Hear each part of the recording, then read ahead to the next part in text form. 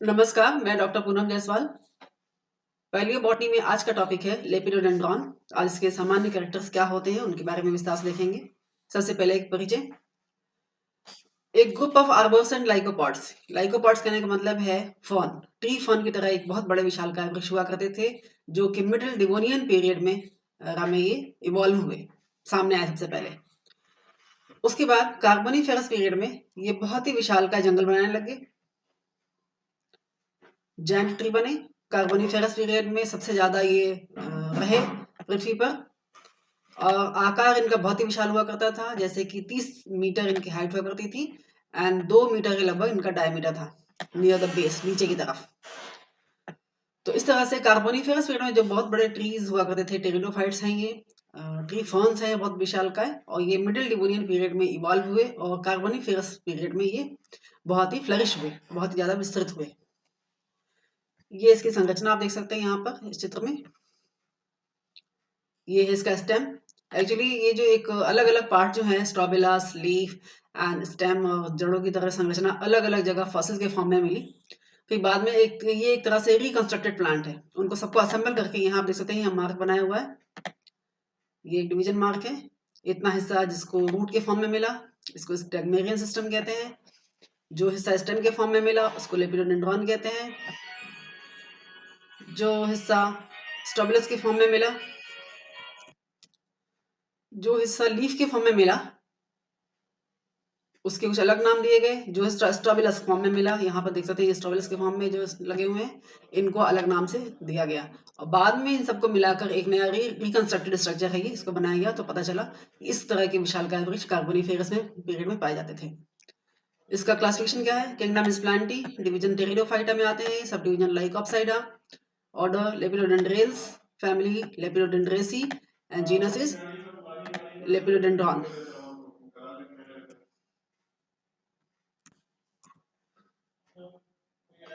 जो ट्रंक वाला हिस्सा था, स्टेम का हिस्सा था, उसको ही लेपिडोडेंड्रॉन के नाम से जाना जाता है। जो मेन ट्रंक था उस प्लांट का जो पाया गया फॉसिल के फॉर्म में, दैट वाज अनब्रांच्ड, ब्रांचिंग नहीं थी इसमें। लेकिन ऊपर की तरफ आपने देखा भी प्लांट में जो रिकंस्ट्रक्टेड स्ट्रक्चर था, टॉप ऑफ द ट्रंक ऊपर की तरफ ये बहुत ही घनी ब्रांचिंग थी। और ये जो घनी ब्रांचिंग है वो एक तरह से क्राउन का स्ट्रक्चर बनाती थी, एक बहुत ही घना ब्रांचिंग पैटर्न बनाती थी, जिसको क्राउन के नाम से क्राउन कह सकते हैं।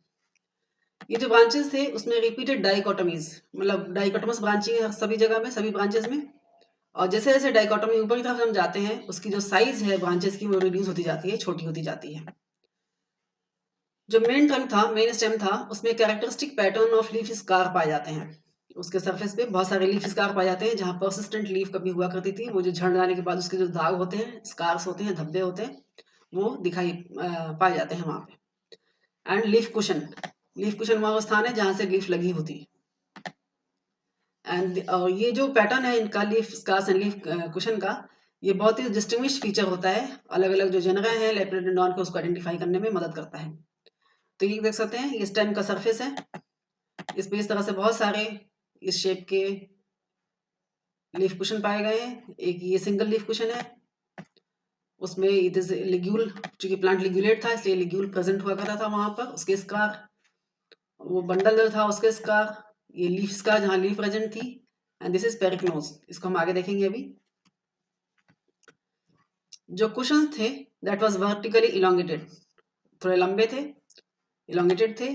एंड उसका टेपरिंग एट द बेस, नीचे की तरफ ये थोड़े नुकीले थे। आप देख सकते हैं यहाँ पर ये थोड़े से नुकीले हैं। जो एक्चुअल लीफ स्कार था, जो मिडिल लाइन है इस लीफ कुशन की, उसके ऊपर की तरफ प्रेजेंट है। अगर इसको हम सीधे बीचों बीच से दो भागों में बांटते हैं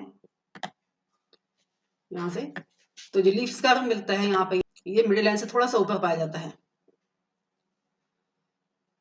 In the leaf scar, the bundle scar mark are flanked by two perignosous strands. आप देख सकते हैं ये बंडल स्कार है, दिस इज बंडल स्कार। उसके नीचे साइड में दो नीचे की तरफ पेरिक्नोज पाए जाते हैं, पेरिक्नोज स्ट्रैंड्स पाए जाते हैं। तो इस तरह के बहुत सारे जो लीफ कुशंस थे, ये पूरे सरफेस को, इस ट्रंक को, स्टेम को ढके रहते थे। इसकी जो लीफ है उसका क्या नाम है? लीफ को लेपिडोफिलम के नाम से जाना जाता है। और ये जो थे मेन ट्रंक के ऊपर स्पाइरली अरेंज थे, ब्रांचेज और स्टेम के ऊपर स्पाइरल अरेंजमेंट था इनका, उस पर लगे रहते थे स्पाइरली। और द लीफ वॉज सिंपल, बहुत ही सिंपल थे, लिग्यूल प्रेजेंट था इसलिए लिग्यूलेट, एसिकुलर नुकीले निडल नुमा थे इसलिए एसिकुलर, लीनियर भी थे, और आकार में ये 2.5 सेंटीमीटर इन लेंथ एंड कुछ मिलीमीटर ही विड्थ, चौड़ाई इनकी बहुत कम थी, कुछ मिलीमीटर ही हुआ करती थी। लेपिडोडेंड्रॉन ओबोवेटम में क्या होता था, जो दो तरह की पत्तियां पाई जाती थी, जो स्मॉलर टिप्स के पत्ते थे, जो छोटी ब्रांचेस थी ऊपर की तरफ, उनकी जो पत्तियां थी वो छोटी थी आकार में, 4 से 5 सेंटीमीटर लंबी हुआ करती थी, और जो नीचे की जो बड़ी ब्रांचेस थी उन पे जो पत्तियां लगती थी वो 69 टू 18 सेंटीमीटर लंबी हुआ करती थी। There was a single vein, एक ही सिंगल वेन हुआ करती थी जो कि पूरी लीफ की लंबाई तक ट्रेवर्स करती थी और भोजन पहुंचाने का कार्य करती थी। अब रूट का पार्ट है वो उसको क्या कहते हैं और ये कैसा होता है। रूट को स्टिग्मेरिया नाम से जाना जाता है, जो फॉसिल फॉर्म में पाया गया। It is underground system and इसको इस तरह से एक फॉर्म जीनस स्टिग्मेरिया में रखा गया है। बाद में रिकंस्ट्रक्ट करके इसको बताया गया कि ये उसी लेपिडोडेंड्रॉन जो प्लांट है उसी का जड़ है ये। The base of the trunk जो था, नीचे जो मेन स्टेम है उसको नीचे की तरफ बाइफर्केटेड होता है, ये दो भागों में बराबर बढ़ जाता है। उसके बाद then immediately branch again produce 4 massive horizontal axes, नीचे की तरह ये 4 बार डाइकोटोमसली ब्रांच होता है और हॉरिजॉन्टल एक्सेस बनाता है। इस हॉरिजॉन्टल एक्सेस को स्टिग्मेरियन बेस के नाम से जानते हैं। यहाँ आप चित्र में देख सकते हैं, these are stigmatic branches, this is the main trunk। जो स्टिग्मेरियन बेसिस था, द लेटर फर्दर ब्रांच, वो बार बार आगे की तरफ ही डाइकोटोमसली ब्रांच होता है और ये कई बार डिवाइड होकर, और सभी डिवीजन जो है हॉरिजॉन्टल प्लेन में ही होते हैं। इन ब्रांचेस के ऊपर जो स्टिग्मेरियल ब्रांचेस हैं, स्टिग्मेरियल ब्रांचेस के ऊपर स्पाइरली अरेंज अपेंडेजेस पाए जाते थे। जैसे ऊपर की तरफ स्टेम में लीफ पाई जाती है स्पाइरली अरेंज, नीचे जो स्टिग्मेरियन पार्ट है उसमें भी स्पाइरली अरेंज अपेंडेजेस पाए जाते हैं, जिनको स्टिग्मेरियन अपेंडेजेस या फिर स्टिग्मेरियन रूटलेट्स भी कहते हैं। रूटलेट्स मींस बहुत ही बारीक रूट जैसे structure. They were up to 1 centimetre in diameter, आकार इनका 1 सेंटीमीटर था डायमीटर में, इसमें कोई रूट हेयर्स नहीं पाए जाते थे। कभी कभी जब position of the rootlets were marked by the circular scar which they left behind, ये जो रूटलेट्स थे ये झड़ जाते थे और जो स्टिग्मेरियन ब्रांचेस हैं उनके ऊपर ये स्कार के फॉर्म में पाए जाते हैं, स्कार्स ऑफ रूटलेट। यहाँ आप देख सकते हैं, these are scar of rootlet and these are present रूटलेट।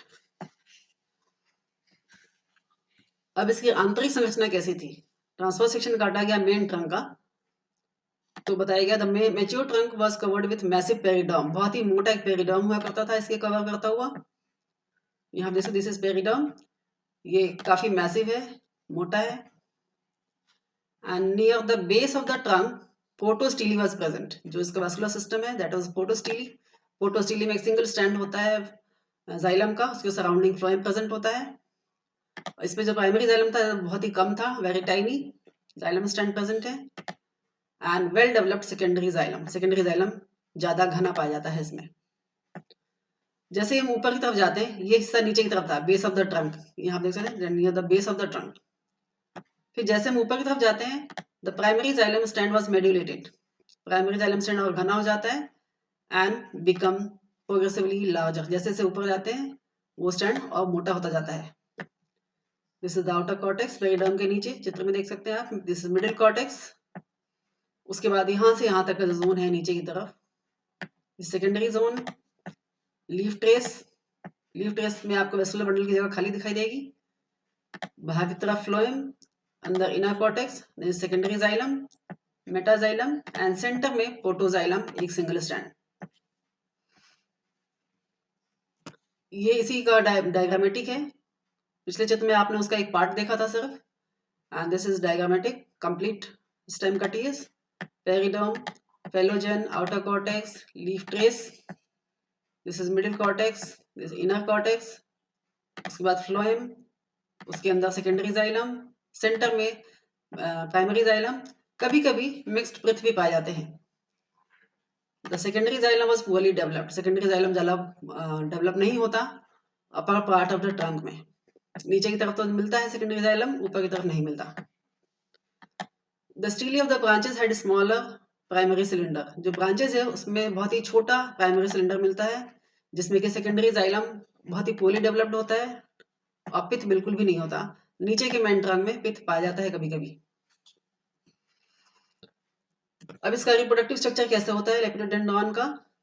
लेपिडोडेंड्रॉन form the बाइस्पोरेंजिएट, मतलब ऐसे स्ट्रोबिलस पाए जाते हैं जिसमें 22 स्पोर्स, माइक्रोस्पोर एंड मेगास्पोर दोनों मिलते हैं। और इस तरह के कोन्स को, जो कोन पाए गए स्ट्रोबिलस, उसको कहते हैं फ्लेमेंजाइटिस। और ये आपने पूरे पुराने स्ट्रक्चर में देखा था, जो ऊपर की तरफ क्राउन था, डाइकोटोस ब्रांचिंग थी, उसके टिप पे पाए जाते थे, इसलिए लिखा है दे आर बोर्न टर्मिनली। जो स्पोरोफिल्स थे वो भी स्पाइरली अरेंज थे, हेलिकली अरेंज थे। एक सेंटर कोर पाई जाती है, दिस इज सेंट्रल कोर, चित्र में देखिए, और उसके चारों तरफ ये स्पाइरली अरेंज होते हैं स्पोरोफिल्स। जो माइक्रोस्पोरोफिल्स थे वो ऊपर की तरफ होते हैं, और जो मेगा स्पोरोफिल्स थे वो नीचे की तरफ पाए जाते हैं। चित्र में आप देख सकते हैं ये डॉट, दीज आर माइक्रोस्पोरेंजियम जिसमें माइक्रोस्पोर्स बनते हैं, और नीचे की तरफ मेगास्पोरेंजियम जिसमें मेगास्पोर्स बनते हैं, these are megaspores. The cones containing only microspores, ऐसे कोन जिसमें सिर्फ माइक्रोस्पोर बनते हैं, मोनोस्पोरेंजिएट होते हैं, उसको लेपिडोस्ट्रोबस कहा जाता है। एक फॉर्म जीनस अलग कहा जाता है उसको, एक अलग फॉर्म जीनस लेपिडोस्ट्रोबस में रखा गया है। एंड दीज वर द, इस तरह से लेपिडोस्ट्रोबस जो है एक मोनोस्पोरेंजिएट कोन ऑफ लेपिडोडेंड्रॉन है।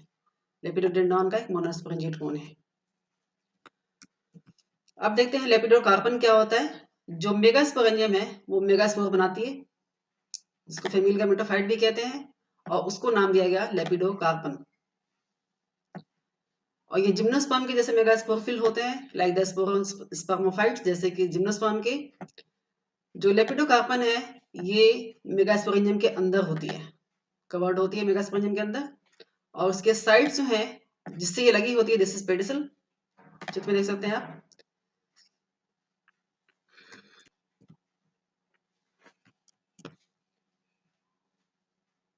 ये आप चित्र में देख सकते हैं, this is part is pedicel, नीचे से जहां से कि वो सेंट्रल एक्सिस से लगी होती है, उसकी ये है कंप्लीट मेगास्पोरोफिल। उसके अंदर यहाँ वेस्कुलर बंडल पाया जाता है, this is parichnos, this part is parichnos. एक तरह से ये लीफ का ही मॉडिफिकेशन है, स्पोरोफिल, फिल मतलब leaf. This central part is female gametophyte यानी कि megaspore, and this is wall, megasporangium wall.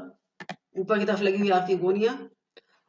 एक विशेष बात ये है कि side of the pedicel, this is third point, side of the pedicel जो है वो ऊपर की तरफ एक्सटेंड हो जाता है, और लेटरल लैमेला के फॉर्म में, लेटरल लीफ के फॉर्म में, जिसको वही इसका जो सीड का, मेगास्पोर का इंटेगुमेंट बनाता है। और ये इंटेगुमेंट जो है स्पोरेंजियम को पूरी तरह से कवर करती है, दिस इज इंटेगुमेंट।